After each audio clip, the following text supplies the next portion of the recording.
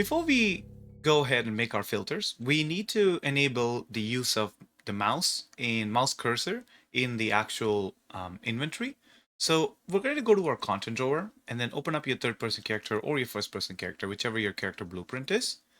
And where you have the inventory set up, off of closed, when we are actually closing the actual inventory, we want to get our player controller. We want to set the input mode to game only. And also, we're going to drag off of the player controller and say set show mouse cursor and set this to false. So this will hide the mouse cursor.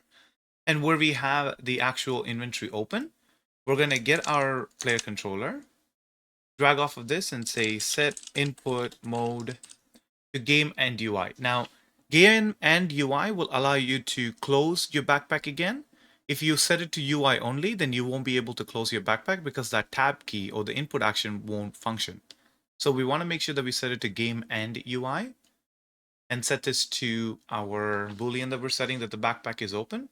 And the widget to focus, you can drag and drop the backpack UI reference in here.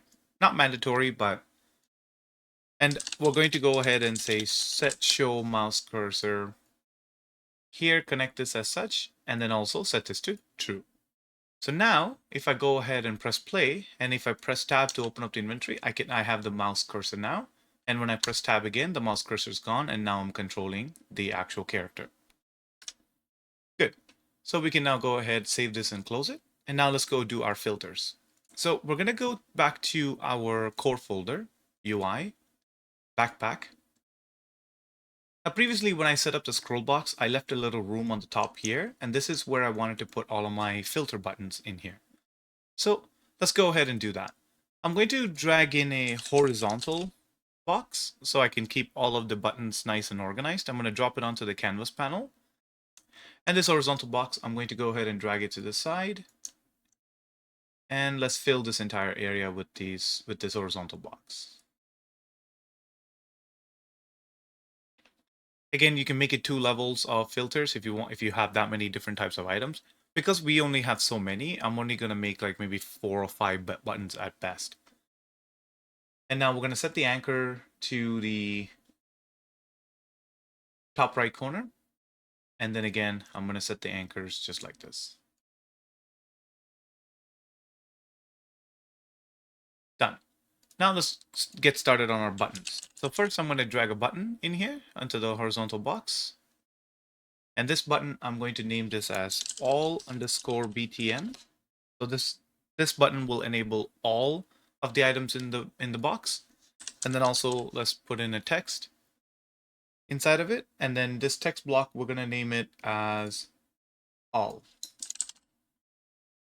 And also the button, let's select the background color and then let's set this to like nice dark tone.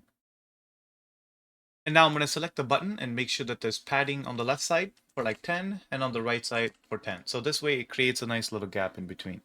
And also this button, I don't want this to like fill. I just want it to be centered. So it kind of looks better. If I make it fill, it kind of, it doesn't really look that great. So I'm just going to set it up like this. So this looks like a decent button. Okay. So that's good. And now I'm going to go ahead and right click and then duplicate this button. And then I'm going to get a second button. And this text, I'm going to name this as guns. And then also the button name, I'm going to name it as gun_button. Okay, let's duplicate it one more time. And this one is going to be the food button. So you can filter out all the food.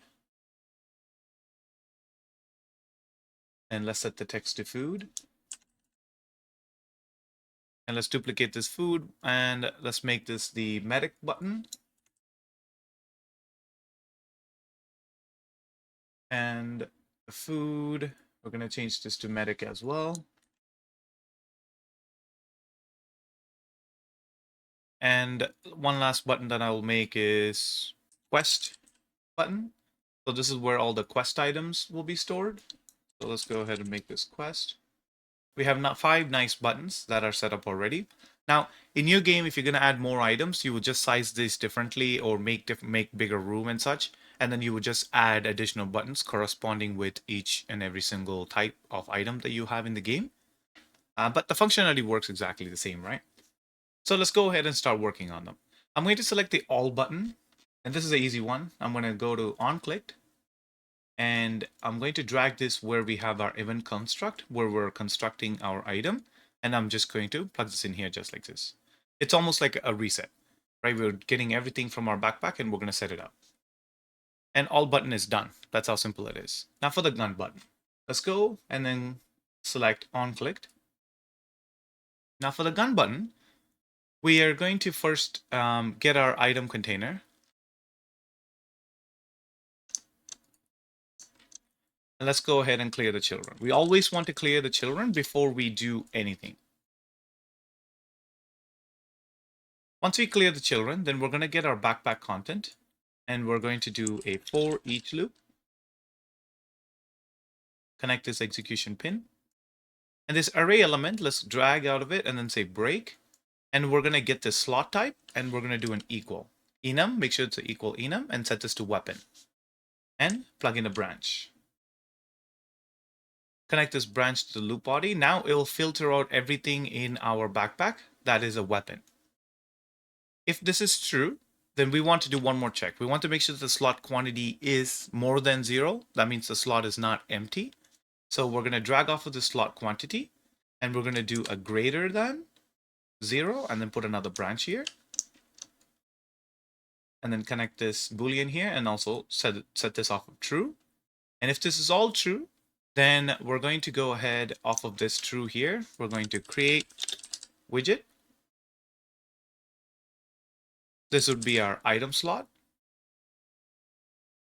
And now we need to drag off of this weapons info. Let's bring it down here and then break it.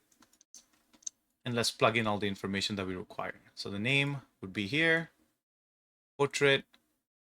Stack size will always be 1. Remember, this is a weapon, so it will always be 1. We're not allowing the player to have more than one weapon in one slot. Weight and the value. We can select this and hide unconnected pins and also kind of minimize it just to keep it nice. Okay. And now we're going to drag in our item container and say add child to wrap box. Let's go ahead and connect it, and the return value I'm going to connect to the context. Compile and save it. We can test this right away to make sure the code is working fine. So I'm going to go into the inventory, and if I press tab right now, I have all of these buttons that are showing, and I can actually select them because I have the mouse cursor. I'm going to press tab again, and then I'm going to go pick up a weapon, and then also get some bandages, some tablets, and some cola, whatever the case may be. And then now if I press tab, I have all of my items here. Now if I press guns, you should see that only the gun is available. And if I press all, then the rest of the material just shows up. So there we go. So we have our guns filter done. Let's go do the rest. Now I'm going to select the food button and then go ahead and do a on clicked. And food is going to be very similar to this, right? So we're going to go ahead again, drag in our item container. We have to clear children. This is mandatory. All right. So once we clear the children, get rid of everything that's in that box. Then we want to get our backpack content. And we're going to do a for each loop. Oh, not with the break. For each loop. Connect this here as such. And now, first filter that we're going to do is the slot type. So break the S backpack, and then the slot type, we're going to do another equal, enum, and then set this to the items. So we filter the entire list of just items. So all the weapons get eliminated. And now connect this to the loop body. And next that we're going to check is the slot quantity. Again, we want this to be greater than 0. This is just a fail-safe check. And set this to true. And the next check that we need to do is to make sure that these are food. So off of S items info, I'm going to drag this out here. And I'm going to break this. And there should be an item type.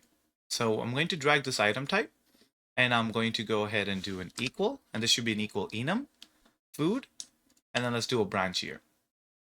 And then connect this branch just like this. So we're doing 3 checks here. First, we're checking to make sure that it is an item. Then we're filtering out to make sure that it has at least one piece. And then we're filtering out saying that we only want the food.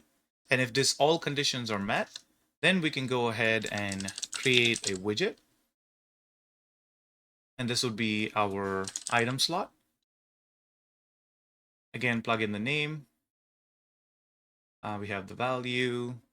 This won't be the stack size. We have to get the stack size from the actual struct itself. So portrait, the weight, and the stack size will come from the slot quantity. So I'm going to connect the stack size here. I'm going to select the S item info, hide all the unconnected pins. And now we're going to go to our get our item container, and we're going to say add child to wrap box, and then connect it here, and the return value connected to the content, just like this. Let's compile, and then let's test it. So go in game, pick up a weapon, pick up some bandages. Oh, bandages, and there is a food can and more bandages in some food can. Okay. Oh, and then we can grab this one too. Okay, and then now if I press tab, and then again if I select food, only the food gets filtered out, and if I select guns, I get the gun, and if I select all, then I see everything in the screen. Everything seems to be working good, and now we're going to do our medical item. So I'm going to go ahead and copy all of this, and then just paste it down here somewhere, just like this. And then let's go to our designer, select our medic button, and then click on clicked, and I should have this medic button. So a medic button is the same as the food button, right? It's classified as an item. The only difference is its item type is medic. So I can just go down to here where we have the food. We can just set this to medical.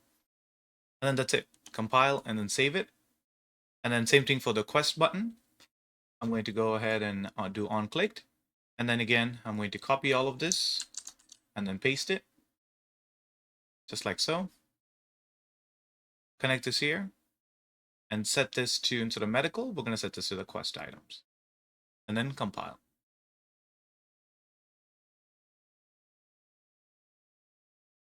So I added some comments on it just to separate all of the functions. And that's it for the filter function. So let's go ahead and test it one more time. So we're going to go in game, grab our weapon, grab both of the weapons here, grab some medical items, grab some food.